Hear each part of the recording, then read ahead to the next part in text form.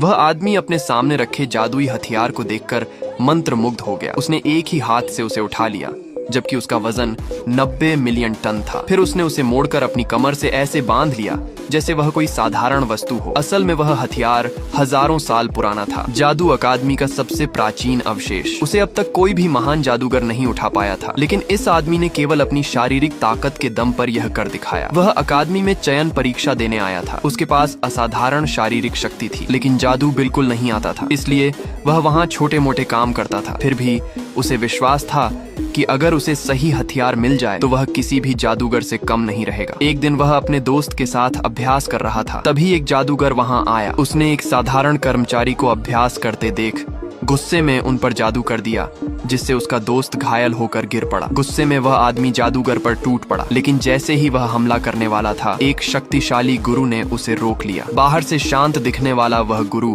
अंदर ही अंदर उसकी ताकत देखकर चौंक गया था। तभी अकादमी की एक संत वहां पहुंची, जो चयन परीक्षा की मुख्य निर्णायक थी। उसने गुरु को परीक्षा में बुलाया। जाते समय उस आदमी ने भी भाग लेने की अनुमति मांगी और उसे अनुमति मिल गई। शस्त्रागार से हथियार चुनने के बाद परीक्षा शुरू हुई। पहली परीक्षा थी जादुई क्रिस्टल गोले में शक्ति भरना। एक एक करके जादूगर आगे आए। एक घमंडी जादूगर 3 मीटर तक गोले को बढ़ाने में सफल रहा और सभी ने उसकी तारीफ की। फिर वह बिना जादू वाला आदमी आगे बढ़ा। उसने मार्शल आर्ट की मुद्रा बनाई। अचानक उसके चारों ओर तेज हवा का तूफान उठ गया, झंडे तक उखड़ गए। क्रिस्टल गोला तेजी से फैलता गया और देखते ही देखते 30 मीटर से भी बड़ा हो गया। लेकिन संत ने इसे धोखा बताया। उसने कहा कि यह जादू नहीं है। बाकी जादूगर भी उसकी शक्ति को स्वीकार करने के लिए तैयार नहीं थे। गुरु को एक पुरानी भविष्यवाणी याद आई, एक ऐसे योद्धा की जो बिना जादू के भी सबसे शक्तिशाली होगा और 500 साल बाद लौटेगा। यह सुनकर वह आदमी अंदर से भड़क उठा। क्या सिर्फ जादू न होने की वजह से उसे हमेशा कम आंका जाएगा? स्थिति को संभालते हुए अगली परीक्षा शुरू की गई। दूसरी परीक्षा में दूर रखी अग्नि वेदियों को जादू से जलाना था। कई जादूगर असफल रहे। वही घमंडी जादूगर